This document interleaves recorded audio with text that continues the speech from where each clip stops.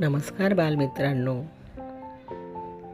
मी तुमच्यासाठी रमेश तांबे लिखित एक सुंदर अशी गोष्ट घेऊन आलेली आहे. एक होती राणी आणि एक होती सोनी. दोघी एकमेकांच्या अगदी जिवलग मैत्रिणी. वर्गात एकाच बाकड्यावर दोघी बसायच्या. परीक्षेतले गुण देखील दोघींचे सारखेच.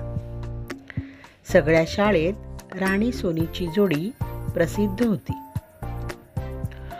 दोघींची उंची, रंगकाठी साधारण सारखीच. फरक फक्त एकच होता, तो म्हणजे राणी बऱ्यापैकी श्रीमंत घरातली मुलगी होती आणि सोनी मात्र गरीब. सोनीचे वडील एका कारखान्यात कामाला, तर राणीच्या वडिलांचा स्वतःचा कारखाना होता. राणीच्या वडिलांनी मुद्दामहून सरकारी शाळेत राणीचे नाव घातले होते, जेणेकरून तिलाही गरिबी म्हणजे काय ते कळावे. ते सुद्धा अगदी गरिबीतून पुढे आलेले होते. पण याची जाणीव राणीलाही असावी, म्हणूनच ती मोठ्या आनंदाने एका सरकारी शाळेत शिकत होती. पण ही श्रीमंती गरिबी राणी सोनीच्या मैत्रीआड कधीच आली नाही. कारण राणी रोज स्वतःच्या गाडीने शाळेत यायची, पण सोनीच्या घराच्या अगोदरच स्वतःची गाडी सोडून ती सोनीबरोबर चालत जायची. सोनीच्या डब्यांचे जसे पदार्थ असतात तसेच पदार्थ राणी देखील आणायची. दोघी एकमेकींचे डबे आवडीने खात असत. सारे काही सुरळीत सुरू असताना अचानकपणे सोनी शाळेत यायची बंद झाली. आठवडा झाला तरी सोनी येत नव्हती. राणी खूप बेचैन झाली. मग एक दिवस ती वर्गातल्या 2 मुलींसोबत सोनीच्या घरी गेली. तेव्हा तिला समजले की सोनीचे वडील हॉस्पिटलमध्ये आहेत. दुसऱ्याच दिवशी राणी सोनीच्या वडिलांना शोधत शोधत हॉस्पिटलमध्ये पोहोचली. हॉस्पिटल खूप मोठे होते. 6व्या मजल्यावरच्या एका खोलीत सोनी बाबांच्या शेजारी बसलेली दिसली. तिच्या हातात शाळेचे पुस्तक देखील होते. सोनीला बघताच राणीने धावत जाऊन तिला मिठी मारली.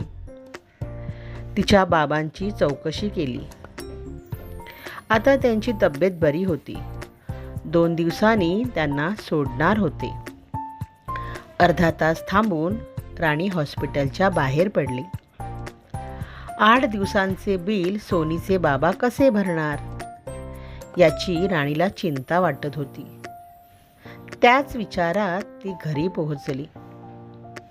राणीचे आई बाबा हॉलमध्ये गप्पा मारत बसले होते. तिने रडलेल्या स्वरात सोनीच्या बाबांचा वृत्तांत सांगितला आणि ती म्हणाली, बाबा, सोनी माझी खास मैत्रीण आहे. तिला आपण मदत केली पाहिजे.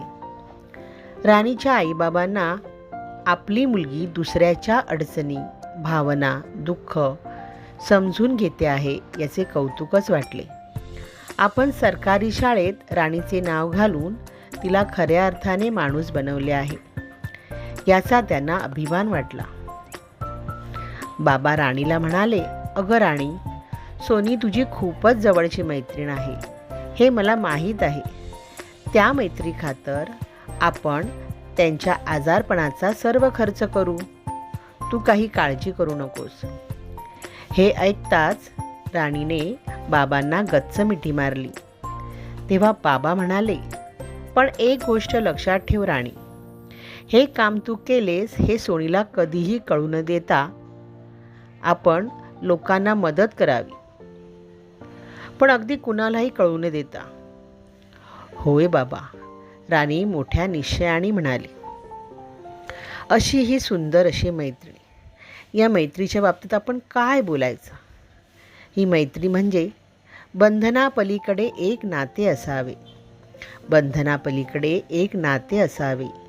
शब्दांचे बंधन त्याला नसावे. शब्दांचे बंधन त्याला नसावे. भावनांचा आधार असावा.